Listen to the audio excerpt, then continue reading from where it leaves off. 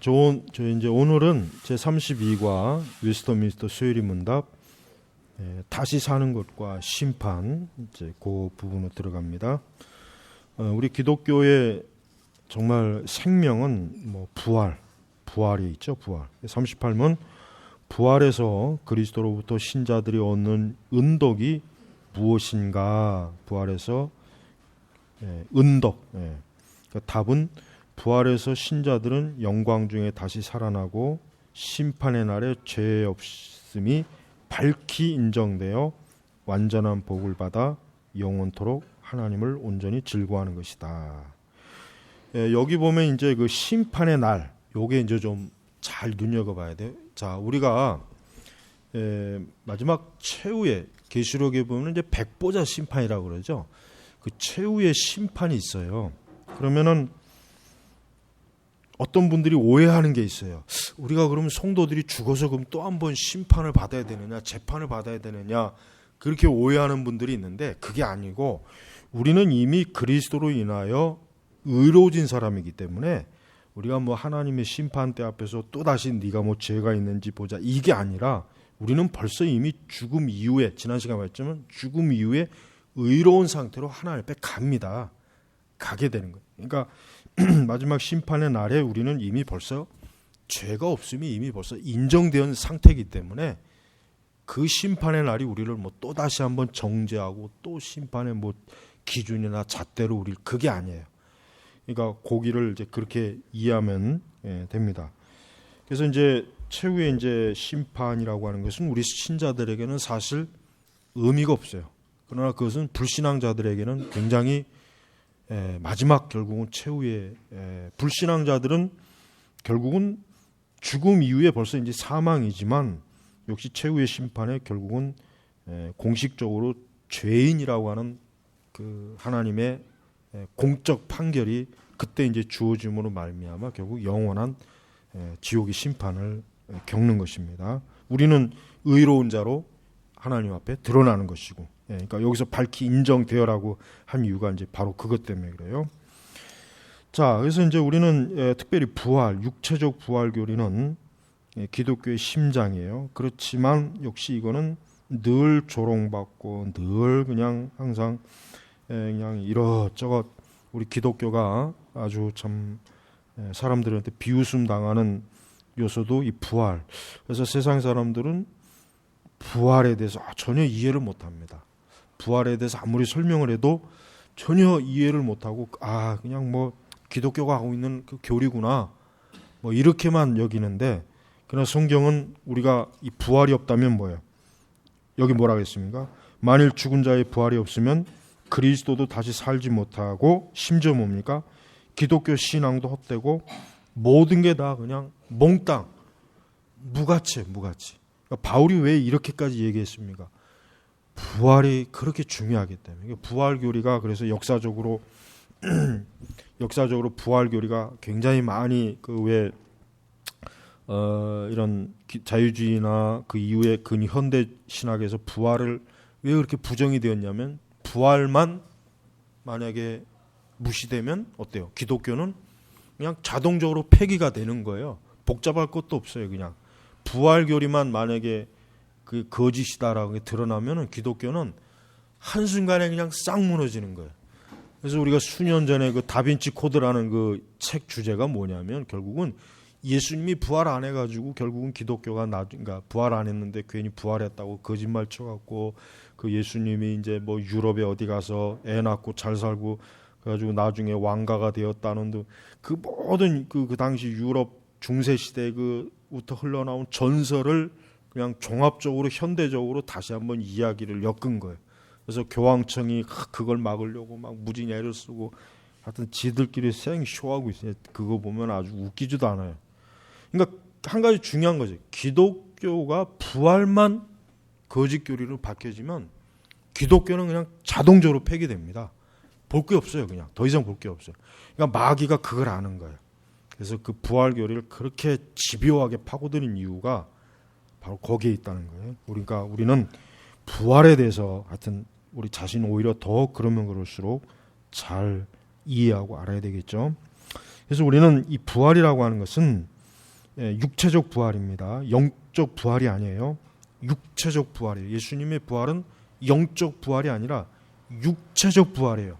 그래서 도마에게 너의 손을, 네 손가락을 내 그 못자국에 넣어봐라. 그 뭔 얘기입니까? 예수님의 부활은 실제적으로 육적 부활이기 때문에 도마에게 그렇게 요구한 거예요. 그래서 우리는 이 부활에 대해서 우리는 의심하지 말고 우리 자신도 나중에 뭡니까? 우리 썩어질 육체가 부활한다고 하는 소망을 가지고 우리도 그리스도를 열망하고 그리스도의 재림을 기다리면서 우리도 부활의 소망을 가지고 신자들이 이겨내라, 견뎌내라, 승리해라, 죄를 이겨라. 이게 바로 이제 그 신약 바울 서신의 가장 특징이 바로 거기에 있는 것입니다. 예.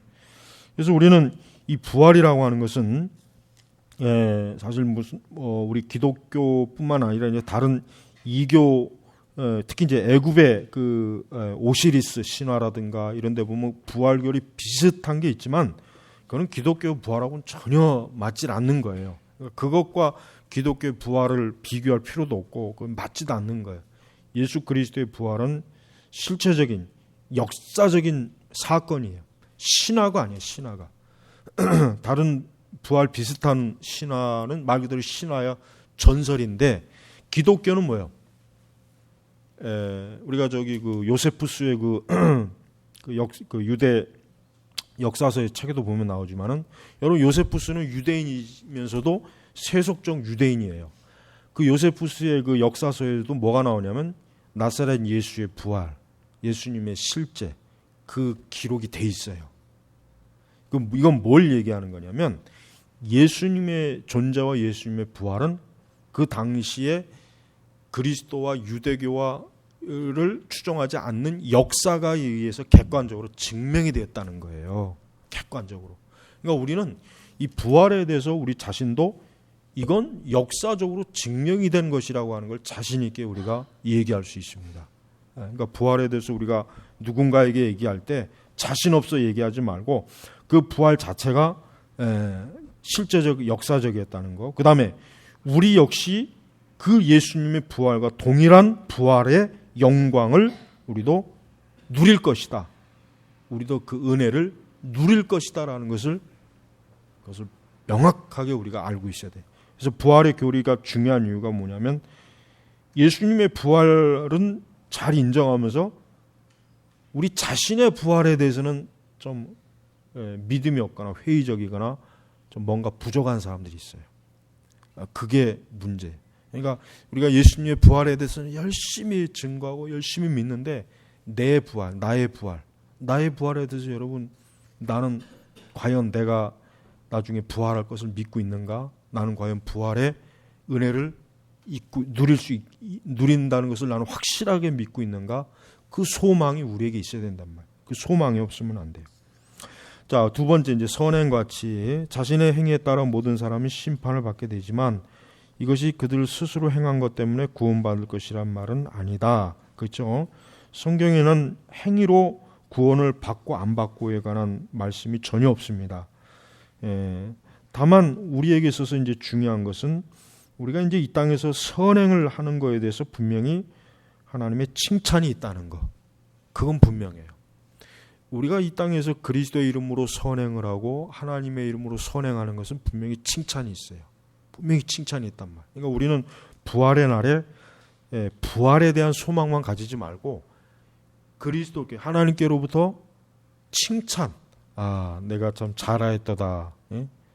그러니까 그리스도께부터 이 땅에서 우리가 선한 그리스도인의 삶으로 선행을 베풀어 그것에 대한 예수님의 그 칭찬, 그걸 우리는 알아야 돼요. 그래서 그날에는 각각의 사람들에게 각각 다른 상이 주어질 것이다. 여러분, 어떤 사람은 이래요. 하나님 나라에 가서 신자가 상급을 받느냐 안 받느냐에 대해서 신학자들이 상급을 받지 않는다. 구원의 상급으로 끝난다. 그러니까 구원으로 끝난다. 하나님 나라에서 무슨 상급이 있냐? 그럼 공로 아니냐? 심지어 개혁주의권에서도 하나님 나라에서 우리에게 상이 줘진다는 걸 부정하는 신학자들이 꽤 많아요. 근데 여러분 오늘 이 책에서는 정확하게 얘기한 거예요. 각각의 사람들에게 각각 다른 상이 주어질 것이다. 그러니까 우리는 알아야 돼요. 우리는 신자는 상급을 바라야 돼. 구원을 바라보는 게 아니라 이미 구원받은 성도는 내가 장차 그리스도 앞에서 어때요? 상급을 얻겠다고 하는 목적과 동기와 열심을 해야 돼요. 그게 없으면 안 됩니다. 천국에 다 가는 거고 무슨 천국 가면 무슨 상급이 별도로 주어지냐? 그거는 행위 구원이다. 그건 공로 구원이다. 이렇게 왜곡하는 사람인데 그렇지 않습니다. 우리는 절대로 상급이 모든 사람에게 같지는 않아요. 구원은 동일하지만 상급은 틀려요. 이게 바른 기독교 교리예요. 근데 지금은 이 교리가 자꾸 부정되고 있어요. 지금은 신학자들도 신자가 각각 상급을 받는다는 것은 그건 잘못된 해석이다라고 그렇게 하는데 그렇지 않습니다. 분명히 하나님 나라에 가면은 각 사람은 어떤 사람은 큰 상급을 받고 어떤 사람은 작은 상급 받고 어떤 사람은 상급이 없습니다. 분명해요. 그러니까 하나님 나라에 가면 분명히 상급에 따라 하나님의 칭찬이 있고 거기에 주어진다는 거. 이걸 명확하게 우리가 알면은 우리는 이 부활 교리를 보다 더 진지하게 우리는 취급하는 거예요.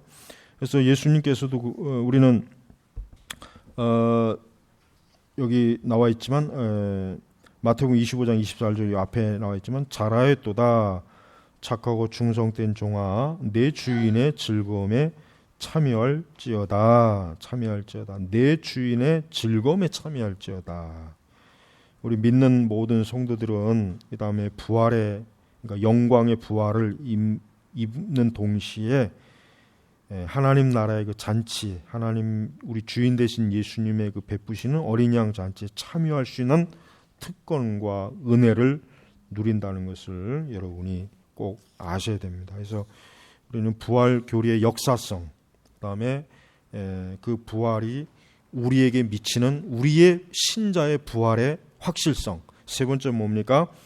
성도의 상급의 확실성, 차등과 확실성.